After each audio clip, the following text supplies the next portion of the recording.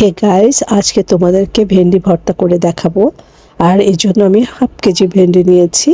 এগুলোকে ভালো করে ধুয়ে আমি একটু পানি ঝরাতে রেখে দিলাম।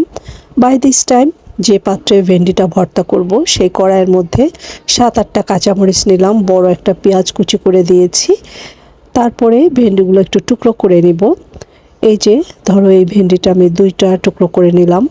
যেগুলো একটু বেশি বড় সেগুলো একটু আমি ছোট ছোট টুকরো করছি। যেমন এইটাকে আমি 4টা টুকরো করে নিলাম।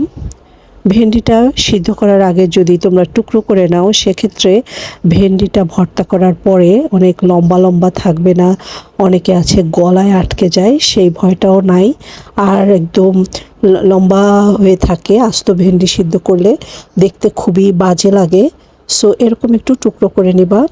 আর দেখো, কোনোটা আমি 3টা করলাম, আর এটা অনেক ছোট তাই এটা টুকরো করলাম না।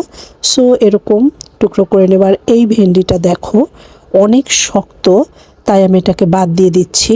কারণ এটা দিলে কিন্তু কচকচ করবে, ভালো সিদ্ধ হবে না, খেতেও ভালো লাগবে না। সমস্ত ভেন্ডিগুলো কেটে এবার আমি কড়াইয়ের মধ্যে দিয়ে দিলাম। আর এই কড়াইয়ের মধ্যে এখন আমি 1 কাপ পরিমাণ পানি দিয়ে দিচ্ছি এটাকে সিদ্ধ করার জন্য। আর দিয়ে দিলাম প্রয়োজন মতো বা স্বাদ মতো লবণ।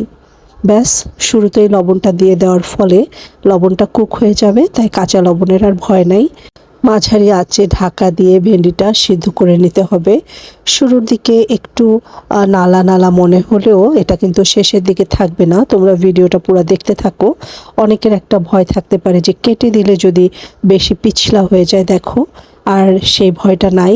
ভেন্ডিটা সিদ্ধ হয়ে গেছে এবং একটু পিছলা ভাব নাই। তোমরা চাইলে এখানে আর একটু পানিটা শুকিয়ে নিতে পারো, কিন্তু যে উদ্দেশ্যে আমি ভেন্ডিটা ভর্তা করছি পেটটা নরম রাখা, তাই আমি আর এটাকে সিদ্ধ করব না। এই অবস্থাতেই আমি এর মধ্যে দিয়ে দিলাম সরিষার তেল। চুলাটা কিন্তু অবশ্যই বন্ধ আছে।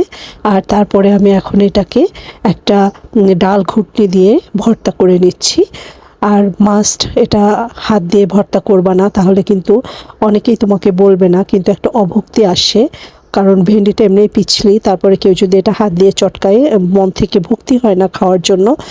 তাই চেষ্টা করবা চামচ দিয়ে বা এরকম একটা ডাল ঘুটনি দিয়ে এটা ভর্তা করে নেওয়ার জন্য। আর তোমরা কেউ কিছু মনে করো না, আমি এভাবে বললাম যে হাত দিয়ে ভর্তাটা না করার জন্য। এই তো হয়ে গেল আমার ভেন্ডি ভর্তা। আর এটাকে আমি এখন সার্ভ করলাম। দেখো কত সুন্দর হয়েছে, একদম হাতের স্পর্শ ছাড়া। আর খেতে কিন্তু ইয়ামি ছিল। Hope you like today's recipe. See you another day in another recipe. Till then, tata.